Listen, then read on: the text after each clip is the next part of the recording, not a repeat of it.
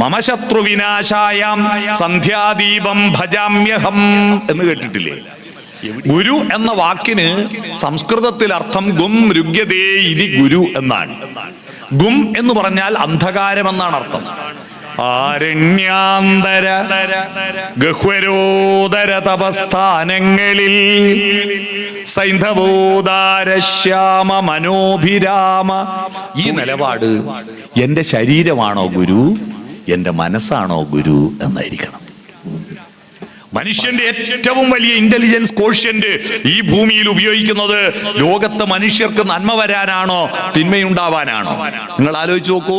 പ്രകൃതിയോ ദൈവവും പറഞ്ഞോ ഇതിന്റെ അപ്പുറം പാകിസ്ഥാൻ, ഇപ്പുറം ഇന്ത്യയാണ്, അതിന്റെ അപ്പുറം ബർമയാണ്, ഇതിന്റെ അപ്പുറം ഒന്നും പറഞ്ഞില്ലല്ലോ. ഈ ഭൂമി മുഴുവൻ വസുധ ഏക കുടുംബകമാണല്ലോ.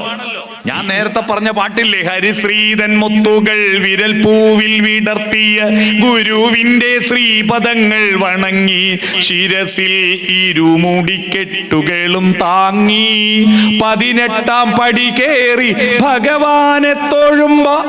അവിടെ എന്താ എഴുതി വെച്ച?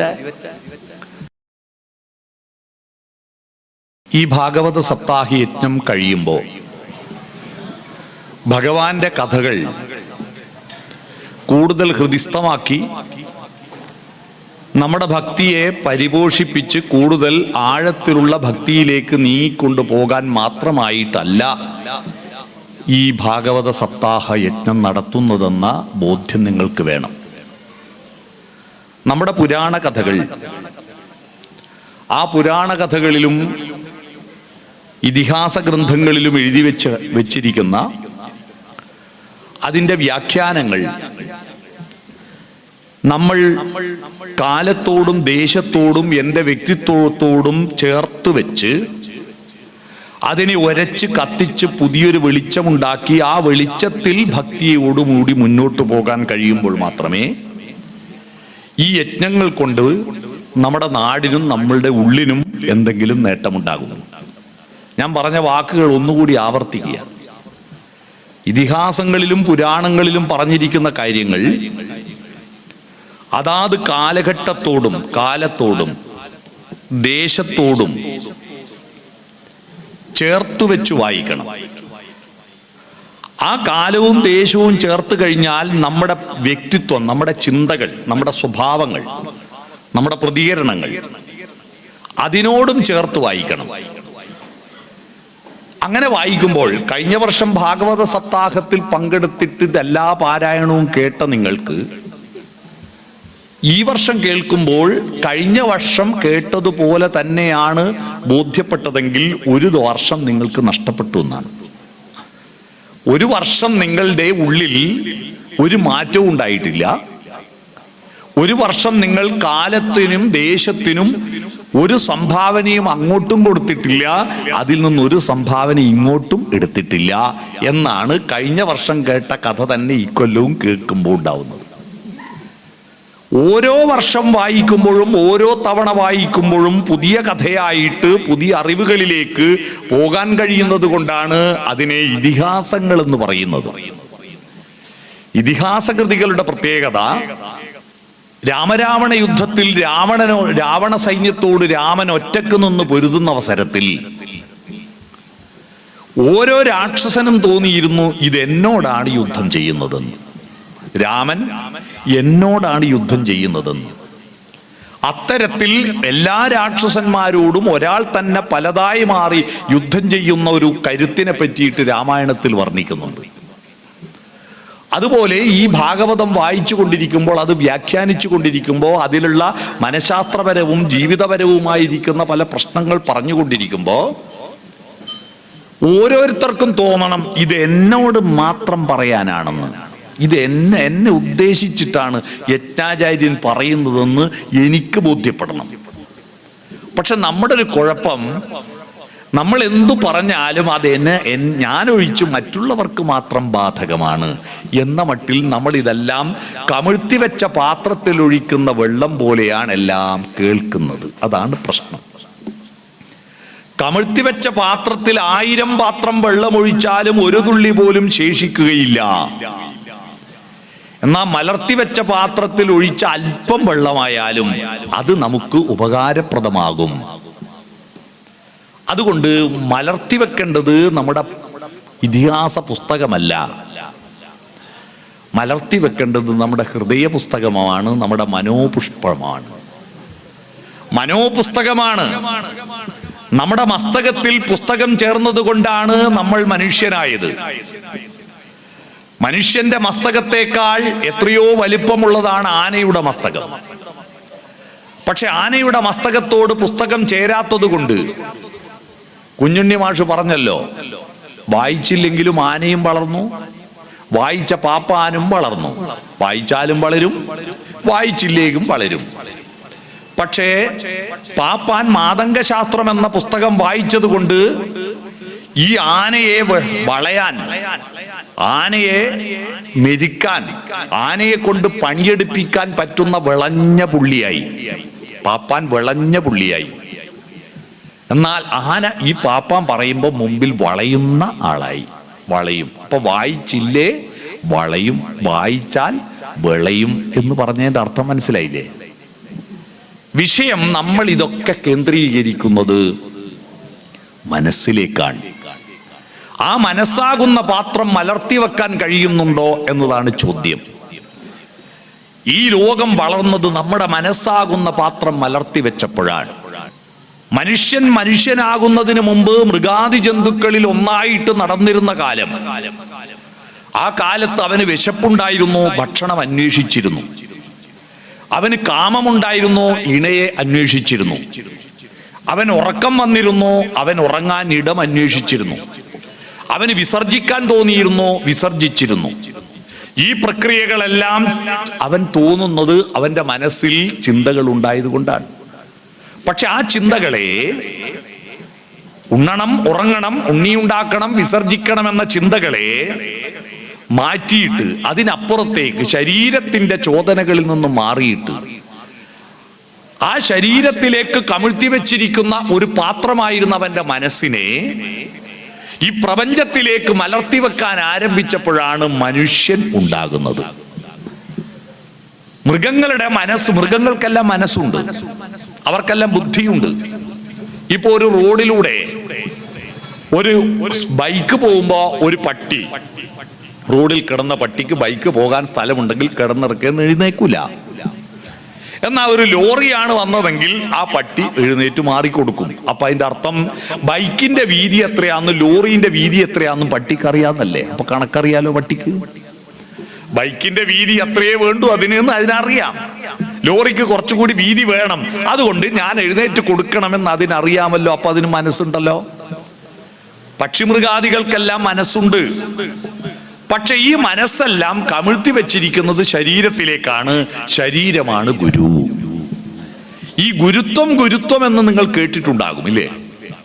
ഗുരുത്വം എന്ന് പറഞ്ഞാൽ നമ്മളെ അക്ഷരം പഠിപ്പിച്ച ഗുരുനാഥനെ പാദം തൊട്ട് നമസ്കരിക്കലും അദ്ദേഹത്തെ കാണുമ്പം മാടിക്കെട്ടയച്ചിടലും അഥവാ ബഹുമാനിക്കാൻ ഒന്നും പറ്റുന്നില്ല മുണ്ടയച്ചിടലുമാണ് ഗുരുത്വം എന്ന് വിചാരിച്ചു പോവാ പലരും. അല്ല, ഗുരുത്വം എന്ന വാക്ക് ചെറിയ കാര്യമല്ല.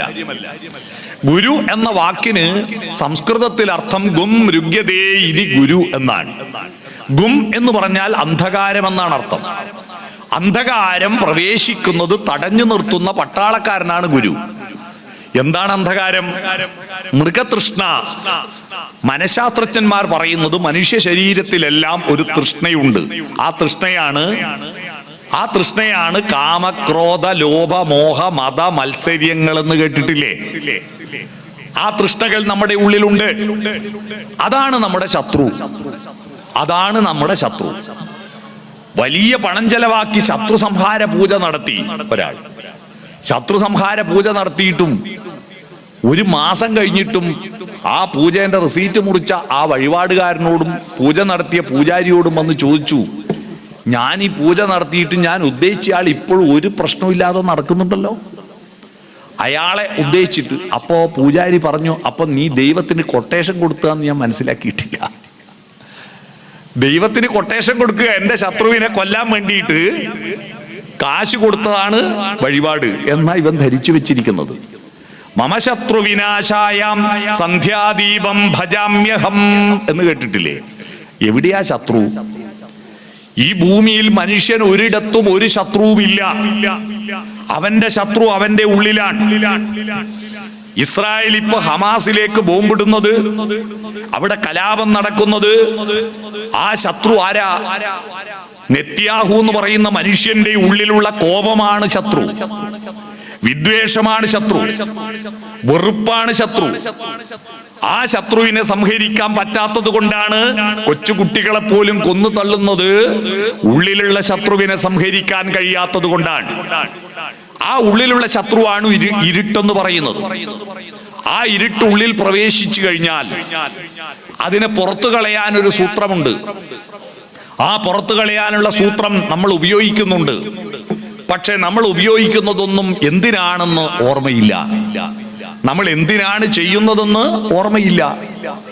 തിരുവനന്തപുരത്തേക്ക് വണ്ടി കയറിയിട്ട് അവിടെ എത്തിയിരിക്കുന്ന ഒരാള് തിരുവനന്തപുരത്ത് എത്തിയപ്പോ ആലോചിക്കുക, ഞാൻ എന്തിനാ തിരുവനന്തപുരത്ത് വന്നെന്ന് ഓർമ്മയില്ല, പിന്നെ എന്തിനാ തിരുവനന്തപുരത്ത് പോന്ന്? അതുപോലെയാണ് നിങ്ങൾ ഇരുട്ടിനെ പുറത്തു കളയാനുള്ള സൂത്രം ചെയ്യുന്നുണ്ട്, പക്ഷേ അത് എന്തിനാണെന്നറിയില്ല.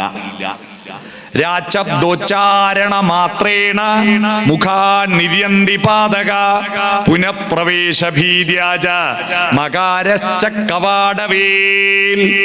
രാ എന്നുച്ചരിക്കും വേളയിൽ എല്ലാ പാപങ്ങളും പുറത്തു പോകുന്നു.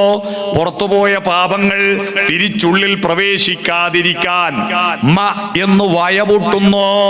രാമ രാമ രാമ രാമ രാമ രാമ എന്ന് ജപിക്കാറില്ലേ? എല്ലാരും ജപിക്കാറുണ്ട്, പക്ഷെ തിരുവനന്തപുരത്ത് പോകാറുണ്ട്. എന്തിനാ തിരുവനന്തപുരത്ത് പോയെന്നറിയില്ല. രാമരാമെന്ന് ജപിക്കാറുണ്ട്. എന്തിനാ ഇത് ജപിക്കുന്ന? എന്റെ ഉള്ളിലുള്ള അന്ധകാരത്തെ പുറത്തേക്ക് കളയാനും പുറത്തുപോയ അന്ധകാരം വീണ്ടും ഉള്ളിൽ കയറാതിരിക്കാനുമാണ്. ശബരിമലക്ക് പോകാനായിട്ട് ഇപ്പൊ ഉടുപ്പ് മാറുന്ന ഒരുപാട് ആളുണ്ട്. ആദ്യം ആരിൽ നിന്നാ ഗുരു സ്ഥാനത്തെ ബഹുമാനിക്കണല്ലോ. ശബരിമലയിലെ സ്വാമി അയ്യപ്പ സിനിമയിലെ അതിമനോഹരമായ ഒരു ഗാനത്തിലെ ഫസ്റ്റ് ചരണം തുടങ്ങുന്ന എങ്ങനെയാ? ഹരിശ്രീതൻ മുത്തുകൾ വിരൽ പൂവിൽ വിടർത്തിയ ഗുരുവിന്റെ ശ്രീപദങ്ങൾ വണങ്ങി ശിരസിൽ ഇരുമുടി കെട്ടുകളും താങ്ങി അല്ലേ? ഹരിശ്രീതൻ മുത്തുകൾ വിരൽ പൂവിൽ വിടർത്തി തന്ന ഗുരുവിന്റെ ശ്രീപദങ്ങൾ വണങ്ങി. ആ ഗുരു ഇരുട്ട് പ്രവേശിക്കുന്നത് തടയുന്നവനാണ് ഗുരു. അതാണ് മാ. ആ ഗുരു ശരീരമാകുമ്പോ നമ്മൾ മൃഗമായി, മനസ്സാകുമ്പോൾ നമ്മൾ മനുഷ്യരായി. ഗുരു ലഘു എന്ന് പണ്ട് സ്കൂൾ പഠിച്ചവർക്കറിയാം. വൃത്തം നിശ്ചയിക്കാൻ വേണ്ടിയിട്ട് ഗുരു ലഘു, ദീർഘാക്ഷരം ഗുരുവതാം ഹ്രസ്വാക്ഷരം ലഘുവായിടും എന്ന് പഠിപ്പിക്കും. കാ എന്ന് എഴുതുമ്പോ ഗുരു വരയാ മേലെ അതിന്റെ ചിഹ്നം. ക എന്ന് മാത്രമാണെങ്കിൽ ലഘുവാ, ചന്ദ്രക്കലയാ ചിഹ്നം. ഇപ്പൊ വൃത്തമൊന്നും ഇല്ലല്ലോ.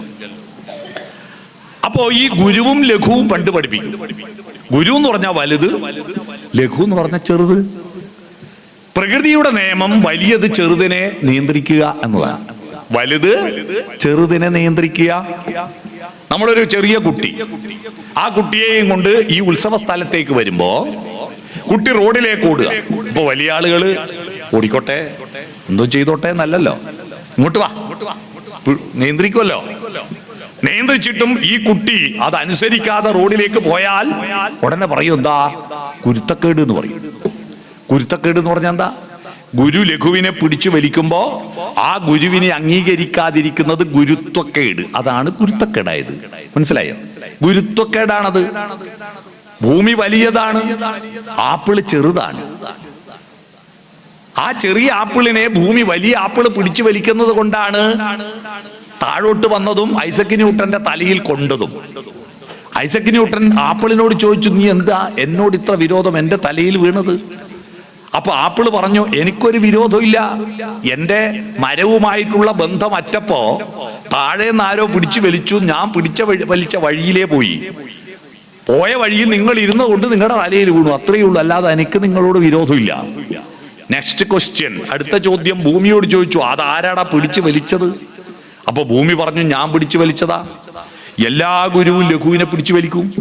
സൂര്യൻ ഗുരുവായതുകൊണ്ട് ഭൂമിയെയും ഗ്രഹങ്ങളെയും പിടിച്ചു വലിക്കുന്നു. ഭൂമി ഗുരുവായതുകൊണ്ട് ചന്ദ്രനെ ഉപഗ്രഹത്തെ പിടിച്ചു വലിക്കുന്നു. അതുകൊണ്ടാണ് ഇനിങ്ങനെ ചുറ്റുന്ന. അതുപോലെ ആപ്പിൾ ചെറുതായതുകൊണ്ട് ഭൂമി പിടിച്ചു വലിച്ചു. അപ്പൊ വലുത് ചെറുതിനെ പിടിച്ചു വലിക്കും. അതാണ് ഭൂമിയുടെ ഗുരുത്വം. അതാ ഭൂഗുരുത്വം പിടികിട്ടിയോ? അങ്ങനെയാണ് ഈ ഭൂഗുരുത്വ ബലം കണ്ടെത്തിയത്. വലുത് ചെറുതിനെ പിടിച്ചു വലിക്കും. ഈ ഭാഗവത സപ്താഹം കഴിഞ്ഞ് തിരിച്ചു പോകുമ്പോ നിങ്ങൾ ഒരു നിലപാടിൽ എത്തിച്ചേരണം. ഈ നിലപാട് എൻ്റെ ശരീരമാണോ ഗുരു, എൻ്റെ മനസ്സാണോ ഗുരു എന്നായിരിക്കണം. പ്രകാശത്തിലേക്ക് പോകുന്നത് ആരാണ് എന്നാണ് ചോദ്യം. ഭാ എന്ന് പറഞ്ഞാൽ പ്രകാശമാണ്. പ്രകാശത്തിലേക്ക് ഗമിക്കാൻ കൊണ്ടുപോകുന്നവനാണ് ഭഗവാൻ. പ്രകാശത്തിലേക്ക് നമ്മളെ കൊണ്ടുപോകുന്നവനാണ് ഭഗവാൻ. ആ ഭഗവാന്റെ കീർത്തനമാണ് ഭാഗവതം. ആ പ്രകാശത്തിലേക്ക് നമ്മുടെ മനസ്സ് യാത്ര ചെയ്യുമ്പോ ശരീരത്തിന് അന്വേഷിക്കാൻ പറ്റിയ, കണ്ണുകൾക്ക് കാണാൻ പറ്റിയ പ്രകാശത്തിനപ്പുറത്തൊരു പ്രകാശമാണ്. കണ്ണുകൾക്ക് കാണാൻ പറ്റിയ പ്രകാശമല്ല, ഈ പ്രപഞ്ചത്തിന്റെ ആത്യന്തികമായ സത്യത്തിന്റെ ഒരു പ്രകാശമുണ്ട്. ആ പ്രകാശത്തെ അന്വേഷിച്ചിട്ടാണ് ആരണ്യാന്തര ഗഹ്വരോദര തപസ്ഥാനങ്ങളിൽ സൈന്ധവോദാര ശ്യാമ മനോഭിരാമ പുളിനോപാന്ത പ്രദേശങ്ങളിൽ ആരന്തർമുഖം ഇപ്രപഞ്ച പരിണാമോദ്ഭിന്ന സർഗക്രിയാസാരം തേടി അലഞ്ഞു പണ്ട് അവരിലെ ചൈതന്യമെൻ ദർശനം. ആരണ്യാന്തരങ്ങളിൽ, കാടുകൾക്കകത്ത്, ഗഹ്വരോദരങ്ങളിൽ, ഗുഹയ്ക്കകത്ത്, സൈന്ധവോദാരശ്യാമ മനോഭിരാമ പുളിരോപാന്ത പ്രദേശം, സിന്ധു നദിയുടെ മനോഹരമായ കറുത്ത മണൽത്തിട്ടകളിൽ ആരാണോ അന്തർമുഖരായിരുന്നിട്ട് ഈ പ്രപഞ്ചത്തിന്റെ പരിണാമത്തിന്റെയും സർഗാത്മകതയുടെയും സാരമെന്തെന്ന് തേടി അലഞ്ഞത്, അവരുടെ ചൈതന്യമാണ് എന്റെ ചൈതന്യമെന്ന സർഗസംഗീതത്തിലെ ആദ്യത്തെ ശ്ലോകം വയലാർ എഴുതിയത് നമ്മൾ സ്കൂളിൽ പഠിച്ചിട്ടുണ്ടാകും. ഈ പ്രപഞ്ചം വികസിച്ചുകൊണ്ടിരിക്കുകയും പരിണമിച്ചുകൊണ്ടിരിക്കുകയും ചെയ്യുന്നതാണ്. ആ പ്രപഞ്ചത്തിന്റെ വികാസത്തിനനുസരിച്ച് എൻ്റെ ഹൃദയവും എൻ്റെ മനസ്സും വികസിക്കുകയും ഈ പ്രപഞ്ചത്തിന്റെ പരിണാമത്തിനനുസരിച്ച് ഞാനും മാറുകയും ചെയ്തിട്ടില്ലെങ്കിൽ ഞാൻ പ്രകാശത്തിന്റെ വഴിയിലൂടെ സഞ്ചരിക്കുന്നവനാവില്ല. ഈ ലോകം നിരന്തരം വികസിക്കുക. ജി ശങ്കരക്കുറുപ്പിന്റെ വിശ്വദർശനം എന്ന മനോഹരമായ ഒരു കവിതയുണ്ട്. ആ കവിതയിൽ അദ്ദേഹം പറയുന്നു, വന്ദനം സനാതനാനുക്രമ വികാസ പ്രപഞ്ചമേ. വന്ദനം ഹേ പ്രപഞ്ചമേ. എങ്ങനെയുള്ള പ്രപഞ്ചം? സനാതനാനുക്രമ വികാസ പ്രപഞ്ചം. സനാതനം എന്ന് പറഞ്ഞാൽ എന്താ? എല്ലാ കാലത്തേക്കും. നേർവിപരീതം അധുനാതനം. ഇപ്പൊ മുമ്പിലുള്ളത് മാത്രമാണ് അധുനാതനം. സനാതനം എല്ലാ കാലത്തേക്കും. സനാതനാനുക്രമം, ക്രമമനുസരിച്ചിട്ട് വികസിക്കുന്ന പ്രപഞ്ചമേ. ക്രമം അനുസരിക്കാതെ വികസിച്ചാൽ ആ വികാസം തടസ്സപ്പെടും. നമ്മുടെ കുടുംബങ്ങൾ നോക്കൂ. നമ്മുടെ കുടുംബങ്ങൾ തരംഗരൂപത്തിലാണ് നമ്മുടെ കുടുംബങ്ങളുടെ സാമ്പത്തിക സാംസ്കാരിക സ്ഥിതി ഉണ്ടാവുന്നത്. പഴയ ജമ്മിമാരുടെ കാലത്ത് അവരായിരുന്നു വലിയ തമ്പുരാക്കന്മാർ. അന്നത്തെ കുടിയന്മാര് താണിട്ടും ജമ്മിമാർ ഉയർന്നിട്ടുമായിരുന്നു. എന്നാൽ ഇപ്പൊ നോക്ക്, അന്നത്തെ കുടിയന്മാരായവരെല്ലാം വലിയ ഉദ്യോഗസ്ഥന്മാരായിട്ട് വലിയ മാളിക നിൽക്കുമ്പോ അന്നത്തെ ജമ്മിമാർ താണു. കുറച്ച് കഴിയുമ്പോ താണവരും ഉയർന്നിട്ടുണ്ടാവും, ഉയർന്നവർ താണിട്ടുണ്ടാവും. അല്ലേ? ഞങ്ങളൊക്കെ വിദ്യാലയത്തിൽ പഠിക്കുന്ന കാലത്ത് വലിയ പൈസക്കാരാണ്, വലിയ സുന്ദരന്മാരും സുന്ദരികളും ആയാൽ നമുക്കൊന്നും സ്വപ്നം കാണാൻ പറ്റാത്തവരാണെന്നെല്ലാം വിചാരിച്ച കുറെ ആളുണ്ടായിരുന്നു ക്ലാസ്. വലിയ ആളുകളാണ്. ഇപ്പൊ ഞങ്ങള് അന്വേഷിച്ച് നോക്കുമ്പോ അവരൊന്നും ഒന്നുമല്ല എന്ന് ആരും മൈൻഡ് ചെയ്യാത്ത, മൂക്കുന്നൊലിപ്പിച്ച് നടക്കുന്ന പുകയിൽ തണ്ട് പോലത്തെ പിള്ളേരെല്ലാം ഇപ്പൊ നല്ല യോഗ്യതയിൽ നല്ല സ്റ്റൈലില് ഉയർന്നു നിൽക്കുന്നതും കാണാം. അല്ലേ? അത് താണിട്ടും ഉയർന്നിട്ടും ഈ ത്രാസ് താഴുന്നതും പൊങ്ങുന്നതും ആരറിയൂ? നിയതിതൻ തീരുമാനം. അതാണ്. താഴുകയും പൊങ്ങുകയും ചെയ്തുകൊണ്ടിരിക്കും. അപ്പൊ നമ്മളിങ്ങനെ മുന്നോട്ട് പോയിക്കൊണ്ടിരിക്കുമ്പോ അത് ക്രമമല്ലാതിരിക്കുമ്പോ അതിനാണ് അക്രമം എന്ന് പറയാ. ശരീരവും മനസ്സും ചേരുമ്പോഴും നമ്മുടെ മനസ്സും മറ്റുള്ളവരുടെ മനസ്സും ചേരുമ്പോഴും ഒരു ക്രമമുണ്ട്. ആ ക്രമം തെറ്റുമ്പോൾ അതിനാണ് അതിക്രമമെന്നും അക്രമം എന്നും പറയുന്നത്. നമ്മുടെ നാട്ടിലുള്ള ആക്രമണങ്ങളെല്ലാം കാരണമാകുന്നത്, രാഷ്ട്രീയത്തിന്റെ പേരിൽ ആക്രമണം ഉണ്ടാകുന്നത് രാഷ്ട്രീയമല്ല ഉത്തരവാദി, മതത്തിന്റെ പേരിൽ ആക്രമണം ഉണ്ടാകുന്നതിന് മതമല്ല ഉത്തരവാദി, കുടുംബത്തിന്റെ പേരിൽ ആക്രമണം ഉണ്ടാകുന്നതിന് കുടുംബമല്ല ഉത്തരവാദി. ഈ രാഷ്ട്രീയത്തെ ഏറ്റെടുത്തിരിക്കുന്ന മനുഷ്യന്റെ മനസ്സിന്റെ ക്രമം തെറ്റാണ്. ഇതെന്തിനാണെന്ന് അറിയില്ല. അത് ക്രമമായിട്ട് വികസിക്കാതെ പെട്ടെന്നുണ്ടാകുന്ന ചൂടാവലുണ്ടാവുന്നു. മതം എന്താണെന്ന് അറിയില്ല. മതം എന്ന വാക്കിന് ഇംഗ്ലീഷിൽ ഒരു വാക്കുണ്ട്, റിലിജിയൻ എന്നാണ് അതിന് പറയുക. റിലിജിയൻ എന്ന വാക്കുണ്ടായത് എങ്ങനെയാണ്?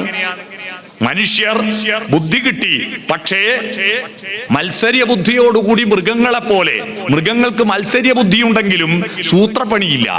ബുദ്ധിയില്ലാത്തത് കൊണ്ട് അവർക്ക് സൂത്രങ്ങളിലൂടെ, ആയുധങ്ങളിലൂടെ മറ്റൊരാളെ അടച്ചാക്ഷേപിച്ചിട്ടും പറ്റിച്ചിട്ടും നേട്ടമുണ്ടാക്കാൻ അറിയില്ല.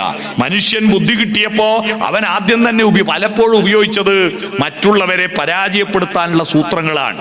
ആ സൂത്രങ്ങൾ അന്വേഷിച്ചിട്ടാണ് അവൻ കത്തി കണ്ടുപിടിച്ച് കൊല്ലാൻ തുടങ്ങിയത്. അവൻ ബോംബ് കണ്ടുപിടിച്ചിട്ട് എറിഞ്ഞു കൊല്ലാൻ തുടങ്ങിയത്. ലോകത്തിലുള്ള മനുഷ്യന്റെ നല്ല ബുദ്ധി ഈ ഭൂമിയിൽ ഏറ്റവും കൂടുതൽ ഉപയോഗിക്കുന്നത് എന്തിനാ? മനുഷ്യന്റെ ഏറ്റവും വലിയ ഇന്റലിജൻസ് കോഷ്യന്റ് ഈ ഭൂമിയിൽ ഉപയോഗിക്കുന്നത് ലോകത്ത് മനുഷ്യർക്ക് നന്മ വരാനാണോ തിന്മയുണ്ടാവാനാണോ? നിങ്ങൾ ആലോചിച്ച് നോക്കൂ. ഏറ്റവും വലിയ ബുദ്ധി ഉപയോഗിച്ചത് ആറ്റം ബോംബ് ഉണ്ടാക്കാനാ. E=mc² എന്ന ഐൻസ്റ്റീൻ ആണ് ലോകത്ത് ഏറ്റവും വലിയ ഐക്യം ഉണ്ടായ മനുഷ്യൻ. അദ്ദേഹം കണ്ടെത്തിയ സൂത്രമാണ് E=mc². ദ്രവ്യത്തെ ഊർജമാക്കി മാറ്റാനുള്ള സൂത്രപ്പണിയാണ് അദ്ദേഹം പറഞ്ഞു കൊടുത്തത്. ആ ദ്രവ്യമായിരിക്കുന്ന പിച്ച് ബ്ലൻഡ് അയിരിൽ നിന്ന് യുറേനിയം എന്ന ഘടകത്തെ ഉണ്ടാക്കുകയും, യുറേനിയത്തെ സമ്പുഷ്ടീകരിച്ച് റേഡിയം എന്ന ഘടകത്തെ ഉണ്ടാക്കുകയും, റേഡിയത്തെ പിന്നെയും വിഘടിച്ച് അതിന്റെ മർമ്മങ്ങളെ വിഭജിച്ച് ഇലക്ട്രോണുകളും പ്രോട്ടോണുകളും ഉണ്ടാക്കുകയും, ആ പ്രോട്ടോണുകളെ പിന്നെയും വിഭജിച്ചിട്ട് വമ്പിച്ച വിസ്ഫോടനങ്ങൾ ഉണ്ടാക്കുകയും ചെയ്യുന്ന സത്യം കണ്ടെത്തിയിട്ട് മനുഷ്യൻ നാഗസാക്കിയിലും പിന്നെ ഇവിടെ ഹിരോഷിമയിലും ബോംബിടുകയും ചെയ്തു. ഇപ്പോഴും ലോകരാജ്യങ്ങളിൽ ഏറ്റവും കൂടുതൽ കാശ് ചെലവഴിക്കുന്നത് മനുഷ്യരെ കൊല്ലാൻ വേണ്ടിയിട്ടുള്ള ബോംബ് നിർമ്മിക്കാൻ വേണ്ടിയിട്ടാണ്. ഇന്ത്യ അടക്കം ലോകത്തിലുള്ള സകല രാജ്യങ്ങളും അതിന്റെ ബജറ്റിൽ വിഹിതം നീക്കി വെക്കുന്നത് രാജ്യത്തിലെ മുഴുവൻ ആളുകൾക്കും കുടിവെള്ളം എത്തിക്കാനല്ല, മുഴുവൻ ആളുകൾക്കും ഭക്ഷണം എത്തിക്കാനല്ല. 40% ഫണ്ടും നീക്കി വെച്ചിരിക്കുന്നത് പട്ടാളത്തിന് വേണ്ടിയിട്ടാണ്. പട്ടാളം എന്തിനാണ്? കൊല്ലാൻ വേണ്ടിയിട്ടാണ്. ആരെ കൊല്ലാനാണ്? അപ്പുറത്തുള്ള മനുഷ്യൻ. ആരാ അപ്പുറത്ത്? ഈ അപ്പുറം ഇപ്പുറം ആക്കിയത് ആരാണ് ഈ അപ്പുറം ഇപ്പുറം ആക്കിയത്? പ്രകൃതിയോ ദൈവവും പറഞ്ഞോ ഇതിന്റെ അപ്പുറം പാകിസ്ഥാൻ, ഇപ്പുറം ഇന്ത്യയാണ്, അതിന്റെ അപ്പുറം ബർമയാണ്, ഇതിന്റെ അപ്പുറം ഒന്നും പറഞ്ഞില്ലല്ലോ. ഈ ഭൂമി മുഴുവൻ വസുധ ഏക കുടുംബകമാണല്ലോ. ഈ ഭൂമിയിലുള്ള മനുഷ്യരെല്ലാം ഒറ്റ കുടുംബത്തിൽപ്പെട്ടവരാണെന്നാണല്ലോ നമ്മുടെ ഭാരത തത്വശാസ്ത്രം പറഞ്ഞത്. ഞാനും നീയും രണ്ടല്ലെന്നല്ലേ പറഞ്ഞത്? ഞാനും നീയും രണ്ടല്ലല്ലോ, ഒന്നാണല്ലോ. അഹം ബ്രഹ്മാസ്മിയാണല്ലോ, തത്വമസിയാണല്ലോ. ഞാൻ നേരത്തെ പറഞ്ഞ പാട്ടില്ലേ, ഹരിശ്രീതൻ മുത്തുകൾ വിരൽ പൂവിൽ വിടർത്തിയ ഗുരുവിന്റെ ശ്രീപദങ്ങൾ വണങ്ങി ശിരസിൽ ഇരുമുടിക്കെട്ടുകളും താങ്ങി 18ാം പടി കേറി ഭഗവാനെ തൊഴുമ്പോ. അവിടെ എന്താ എഴുതി വെച്ച? അവിടെ എഴുതി വെച്ചത് തത്വമസീന. ശബരിമലയിൽ എഴുതി വെച്ചിരിക്കുന്നത് തത്വമസീന. തത്ത് എന്ന് പറഞ്ഞാൽ അതാണ്. ഏത്? നീ അന്വേഷിച്ച് വന്നത്. ത്വം എന്ന് പറഞ്ഞാൽ നീയാണ്. അസി ആകുന്നു, അത് നീയാകുന്നു. നീ ആ വഴിയിലേക്ക് പോയിട്ടൊന്ന് ഉടുപ്പ് മാറിയാൽ, ഒരു മാല ഇട്ടാൽ, ഒരു മുദ്ര ധരിച്ചാൽ നീ എന്തായി? നീ സ്വാമിയായി. പിന്നെ അവരെ വിളിക്കുക സ്വാമി എന്നാണ്, അയ്യപ്പ എന്നാണ്. നമ്മളെല്ലാം സ്വാമിയാകും, നമ്മളെല്ലാം അയ്യപ്പനാകും, നമ്മളെല്ലാം തദാത്മാനം സൃജാമ്യഭാവമാകും. നമ്മുടെ ആത്മശക്തി ദൈവശക്തിയായി ഉയർന്നു വരും. എത്രയെത്ര ദൈവശക്തികളെ നമ്മൾ കണ്ടിരിക്കുന്നു. കൊറോണ കാലത്ത് എത്രയെത്ര മനുഷ്യർക്ക് ഭക്ഷണം എത്തിക്കാൻ, എത്രയെത്ര ആളുകളെ ആശുപത്രിയിൽ എത്തിക്കാൻ, എത്രയെത്ര ശവങ്ങൾ സംസ്കരിക്കാൻ ആത്മശക്തി അവതരിച്ചത് നിങ്ങൾ കണ്ടിട്ടില്ലേ? അതൊക്കെ ദൈവാംശങ്ങൾ തന്നെയാണ്. നമ്മൾ ദൈവമാകുന്നത് എപ്പോഴാണ്? നമ്മുടെ യാത്ര നമ്മൾ ഈ പ്രകൃതിയുടെ ഭാഗമായി നിൽക്കുന്ന അസത്തിൽ നിന്ന് ദൈവമാകുന്ന സത്തിലേക്കുള്ള യാത്രയാണ്.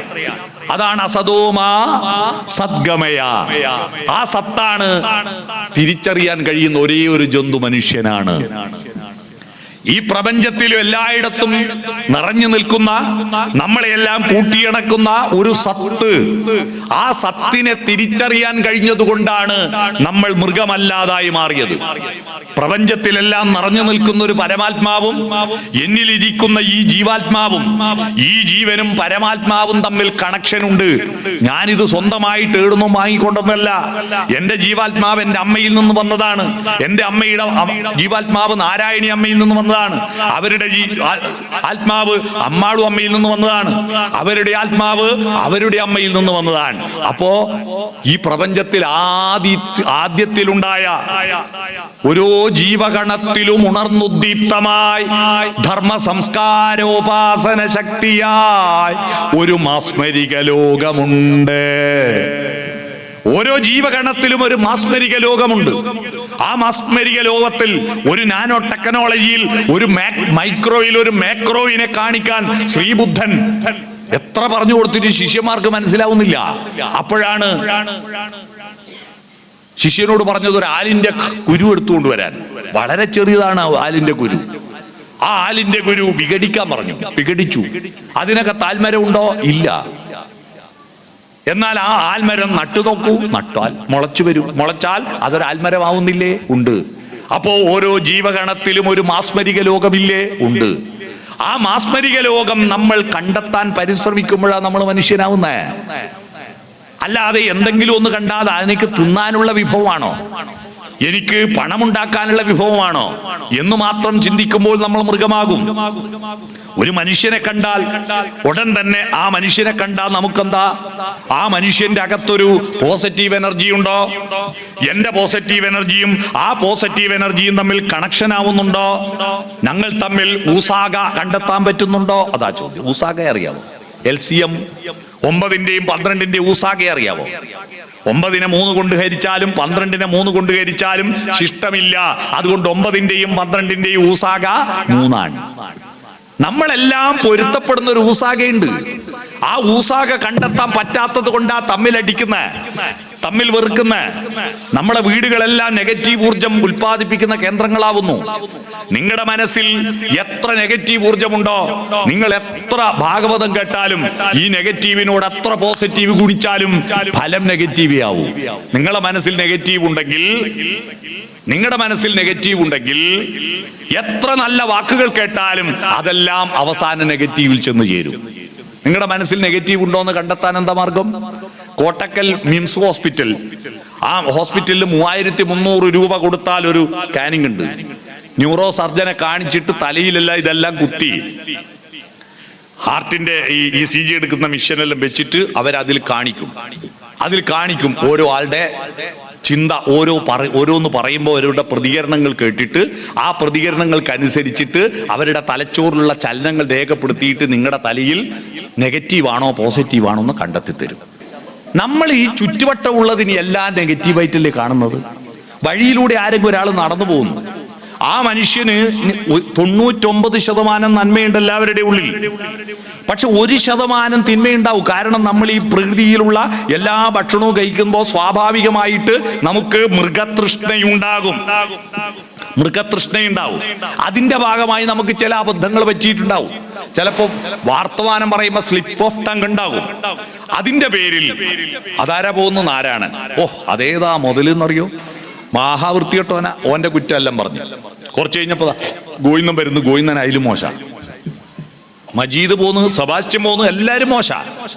പഞ്ചായത്ത് മെമ്പർ മഹാപോരം പോക്ക അല്ലേ? MLA തീരെ അബദ്ധം. മന്ത്രിമാരൊന്നിനും കൊള്ളൂല. മുഖ്യമന്ത്രി മഹാവഷളൻ, പ്രധാനമന്ത്രി ഭീകരൻ. ലോകത്തിൽ സകല ആള് മോശം. ഒരാളേ ഉള്ളൂ ലോകത്ത്. ആരാര് നല്ലത്? ഞാൻ മാത്രം. ഞാൻ മാത്രം. ഈ ഒരു ഈഗോവും കൊണ്ട് നടക്കുക, അതാണ് അഹം. അഹം മോഹം നിമിത്തം അഹം ബുദ്ധി കൈക്കൊണ്ട് മോഹം കലർന്നു ജന്തുക്കൾ നിരൂപിക്കും. ബ്രാഹ്മണോഹം നരേന്ദ്രോഹം ആഢ്യോഹം എന്ന അമ്രേഡിതം കലർന്നീടും ദശാന്തരേ. ജന്തുക്കൾ ഭക്ഷിച്ചു കാട്ടിച്ചു പോകിലാം, വെന്തു വെണ്ണീറായി ചമഞ്ഞു പോയിടിലാം, മണ്ണിനു കീഴെ കൃമികളായി പോകിലാം. എത്ര പ്രഗത്ഭരായാലും ജന്തുക്കൾ പണ്ട് മൃഗങ്ങൾ പിടിച്ചു തിന്നാല് ബ്രാഹ്മണനെ തിന്ന കാട്ടം സ്വർണത്തിന്റെ ആവോ? ഇല്ല. മണ്ണിന് കീഴെ വെച്ചാൽ MLA ബോഡിയാ, അത് തിന്നണ്ടെന്ന് ഏതെങ്കിലും പുഴു തീരുമാനിക്കുവോ? ഇല്ല, കൃമികളായി പോവും. തീയിൽ വെച്ചാൽ കത്താതിരിക്കുവോ? കത്തിപ്പോകും. ഈ അഹംബോധത്തിൽ നിന്ന് മാറി അഹം ബ്രഹ്മം തത്വമസി. അഹം എന്ന് പറയുന്നത് ഞാൻ ഒറ്റക്കല്ല, ഇതം ന മമ, ഇതൊന്നും എൻ്റെ അല്ല, ഇതൊന്നും എന്റേതല്ല. ഞാനിപ്പം നിങ്ങളോട് പറയുന്ന എന്റെ ശബ്ദം എത്രയാള് ചേർന്നിട്ടുണ്ടാക്കിയ ശബ്ദമാണ് അല്ലേ? ഈ ശബ്ദോർജം കഴിഞ്ഞ കൊല്ലം ആന്ധ്രയിൽ ഉദിച്ച സൗരോർജമാ. കഴിഞ്ഞ വർഷം ആന്ധ്രയിൽ ഉദിച്ച സൗരോർജമാ. ആ സൗരോർജത്തെ അവിടത്തെ തൊഴിലാളികളും കർഷകരും അവിടത്തെ വയലിൽ നട്ട നെൽച്ചെടിയുടെ നെല്ലോലകൾ സൂര്യപ്രകാശത്തെ ഏറ്റുവാങ്ങി പ്രകാശ സംശ്ലേഷണം നടത്തി ഫോട്ടോ സിന്തസിസ് നടത്തി കാർബോഹൈഡ്രേറ്റ് ഉണ്ടാക്കി അന്നജമുണ്ടാക്കി നെല്ലിന്റെ കതിരിനുള്ളിൽ പാല് രൂപത്തിൽ കൊണ്ടുപോയി നിക്ഷേപിച്ച് ആ കതിരുകൾ കാറ്റേറ്റ് വെയിലേറ്റ് വിളഞ്ഞപ്പോ അവിടത്തെ തൊഴിലാളികൾ അത് കൊയ്തെടുത്ത് മെതിച്ച് നെല്ലാക്കി മില്ലിൽ കൊണ്ടുപോയി കുത്തി അരിയാക്കി ചാക്കിൽ കെട്ടി ഹൈദരാബാദ് നിന്ന് ഗുഡ്സ് ട്രെയിനിൽ കയറ്റി സെക്കന്ദരാബാദ്, വിജയവാഡ, സേലം, ഈറോഡ്, കോയമ്പത്തൂര്, പാലക്കാട്, ഒറ്റപ്പാലം, ഷൊർണൂര്, പട്ടാമ്പി, കുറ്റിപ്പുറം, തിരൂര്, താനൂര്, പരപ്പനങ്ങാടി, ഫറോക്ക്, കോഴിക്കോട്, കൊയിലാണ്ടി, വടകര, മാഹിപ്പാലം, തലശ്ശേരി, മുഴപ്പിലങ്ങാട് FCI ഗോഡൌണിൽ കൊണ്ടുവന്ന് അവിടുന്ന് കൊട്ടിയൂര്, മാനന്തവാടി റൂട്ടില് ചിറ്റാരിപ്പറമ്പ് എന്ന് പറയുന്ന കൂത്തുപറമ്പിന്റെ അപ്പുറത്തെ ചിറ്റാരിപ്പറമ്പ് എന്ന് പറയുന്ന സ്ഥലത്തെ വാസു എന്ന് പറയുന്ന ഒരാളുടെ റേഷൻ പീടിയെ കൊണ്ടുവന്ന അരി എന്റെ വീട്ടിൽ വാങ്ങിക്കൊണ്ടുവന്നിട്ട് അരച്ചിട്ട് ചുട്ട 3 ദോശ പൊതിഞ്ഞിട്ട് ഞാൻ രാവിലെ 4:30 വീട്ടിൽ നിന്ന് പുറപ്പെടുമ്പോ എനിക്ക് തന്നിരുന്നു. അത് ഞാൻ വരുന്ന വഴിയിൽ ഷൊർണൂർ എത്തിയപ്പോ കഴിച്ചിരുന്നു. ആ കഴിച്ചതിന്റെ ഊർജമാണ് എന്റെ തൊണ്ടേന്ന് കേൾക്കുന്ന ഒച്ച. ഈ പണിയെടുത്തവരും വണ്ടി കയറ്റിയവരും വണ്ടി ഓടിച്ചവരും എല്ലാം എന്റെ കുടുംബക്കാരാ, എന്റെ ജാതിക്കാരാ, എന്റെ മതക്കാരാ. ഇത്രയും ആളുകളുമായിട്ട് ഞാൻ ലാസാകൂയില്ലേ, ഊസാകയില്ലേ? അപ്പൊ അഹം ബ്രഹ്മം ഇതെല്ലാം ചേരുന്നതാ.